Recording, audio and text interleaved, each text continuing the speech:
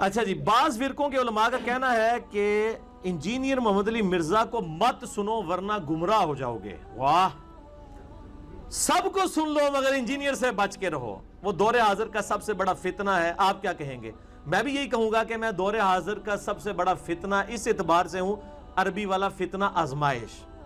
وہ آزمائش تو ہے، جب وقت کا پیغمبر اپنے زمانے میں کافروں کے لیے آزمائش بنتا ہے، تو آج کے دور میں بھی جو پیغمبروں کی دعوت کو آگے لے کے چل رہا ہے اور ان کی دعوت کو ان کی بھولی بھالی امت تک پہنچا رہا ہے، وہ بھی ان کے لیے فتنہ تو بن جائے گا۔ تو یہ بعض فرقوں کے علماء نہیں ہیں، یہ سارے فرقوں کے علماء کا کہنا ہے، یہ بالکل اسی طرح ہی کر رہے ہیں، مجھے پتہ ہے۔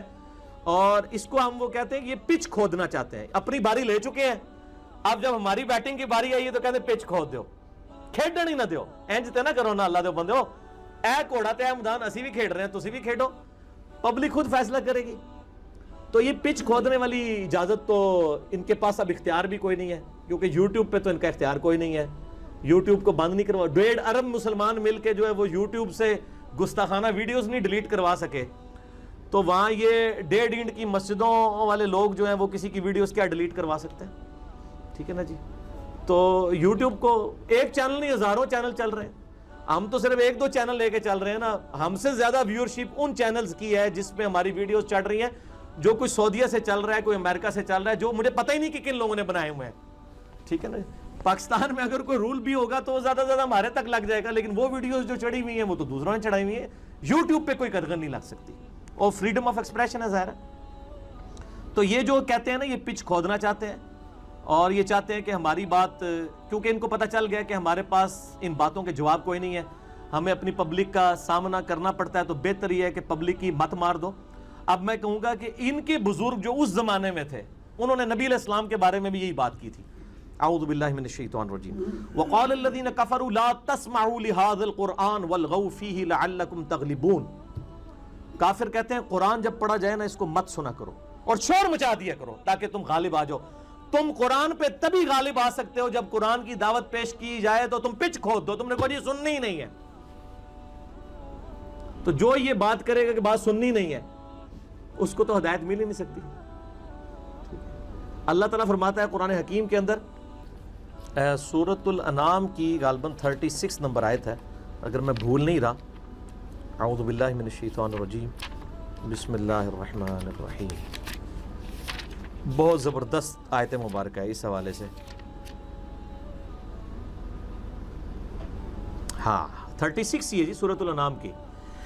انما یستجیب الذین یسمعون، حق بات وہی قبول کرتے ہیں جو بات سن لیتے ہیں۔ والموتى یبعثهم اللہ ثم الیہ یرجعون، اور جو مردے ہو چکے ہیں، عقل کے اندھے مردے، یہ قیامت والے دن ہی اٹھائے جائیں گے۔ یعنی اللہ تعالیٰ ماتا ہے جو دنیا میں کہتا ہے نا بات سننی نہیں ہے، ان کو کبھی بھی ہدایت نہیں ملی، اور جب قیامت والے دن پھر یہ کیا کہیں گے؟ وقالوا لو كنا نسمع ونعقل ما كنا في اصحاب السعیر، کاش دنیا میں ہم نے بات سن لی ہوتی، اپنی عقل استعمال کی ہوتی، آج ہم دوستیوں میں نہ ہوتے۔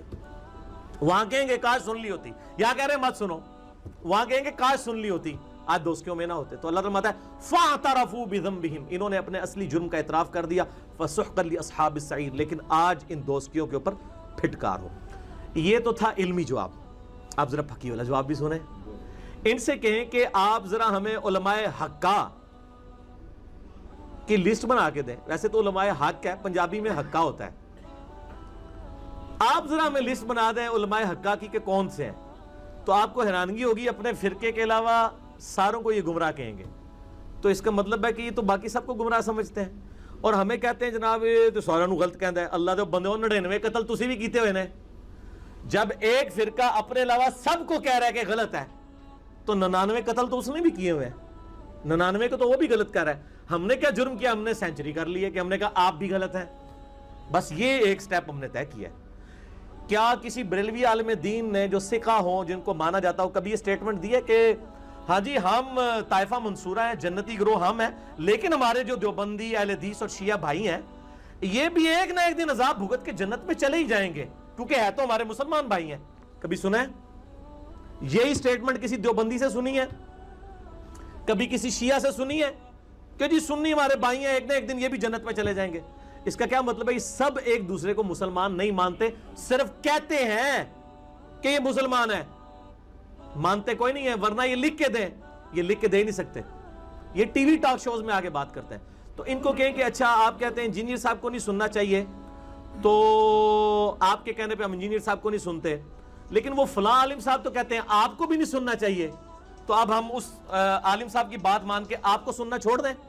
کہیں گے نہیں نہیں نہیں نہیں نہیں. تو جو چیز آپ دوسروں کے لیے پسند کر رہے ہیں اپنے لیے کیوں نہیں پسند کر رہے؟ اگر آپ کہنے فلاں کو نہ سنے تو باقی لوگ بھی تو کہتے ہیں. اور اگلا اینٹی وینم یہ لیں کہ اگر ایک قادیانی کہے کہ میں نے تو اپنے مربیوں سے سنا ہے کہ بھئی قادیانیوں کے علاوہ کسی کا درس نہیں سننا ورنہ تم گمراہ ہو جاؤ گے, تو اسے کبھی ختم نبوت سمجھ آ سکتی ہے؟ بس باقی بھی اس کے اوپر قیاس کر لیں کہ اگر ہر فرقہ اپنی ڈیڑھ اینٹ کی مسجد میں اپنے آپ کو بند کر کے کہ میں نے دوسرے کی بات نہیں سننی, اس کو کبھی سمجھ آ سکتی ہے؟ تو جو چیز آپ اپنے لیے پسند کرتے ہیں نا, اپنے بھائیوں کے لیے بھی پسند کریں. اور ہم تو کبھی بھی رسک نہیں لیتے. میری الحمدللہ پچھلے 10 سال میں جتنی ویڈیوز ہیں, ناٹ اے سنگل ویڈیو میں آپ کو یہ بات ملے گی, بلکہ میں ہمیشہ ترغیب دلاتا ہوں کہ ساروں کی بات سنیں, اس کے بعد اینڈ پہ انجینئر صاحب کی سنیں, آپ کو پتا چل جائے گا کس نے آپ کے ساتھ ہاتھ کیا ہوا ہے. ہم تو کہتے ہیں لوگوں کی بات سنیں, یہ کہتے ہیں اس کی نہ سنیں. تو ان کے کہنے سے کچھ نہیں ہونا, یوٹیوب پہ پابندی نہیں لگنی. ٹھیک ہے, وہ ہمارے آفس کے ایک کولیگ تھے, تبلیغی جماعت سے وہ تعلق رکھتے تھے, بڑے سٹرانچ. تو ایک دن مجھے آگے آفس میں کہتے ہیں انجینئر صاحب کل میں دیکھا اپنے منڈے نو انہیں تھوڑا کلپ لایا ہوا سی. اچھا, تو میں اپنے دماغ میں سوچ رہا تھا کہ انہوں نے کبھی بھی اپنے بیٹے کو اس کی اجازت تو نہیں دینی تھی کہ ان کا بیٹا میرے درس میں آ کے میرا درس سنے. تو انجینئر صاحب نے کیا کیا, ان کے گھر کا گیٹ کھولا, ان کے بیڈ روم کا دروازہ کھول کے بیڈ روم کے اوپر ان کے بچے کے ہاتھ میں جو موبائل تھا اس میں خود جا کے گھس گئے یوٹیوب کے ذریعے. اس کو کون روک سکتا ہے؟ یہ وہ سمندر ہے, یہ وہ سونامی ہے جس کے آگے کوئی بند نہیں باندھ سکتا, سوائے اس کے کہ یہ کہنا. اور یہ بات سمجھیں, یہ بھی اپنی پبلک کو وہ کہہ رہے ہوتے ہیں, ان کو پتا ہے ہماری پبلک نے, ہماری کچھ 4-5 بندوں نے بات سننی ہے, دوسرے نے ان کے کہنے پہ نہیں. آپ بے فکر ہیں ان کو, یہ جب وہ کوئی دیا بجھنے لگتا ہے نا تو ایک دفعہ بھڑکتا ہے. تو انشاءاللہ تعالیٰ یہ بھڑک کے ان کو پتا ہے کہ ان کا دعوت و تبلیغ کے حوالے سے آخری وقت آ چکا ہے.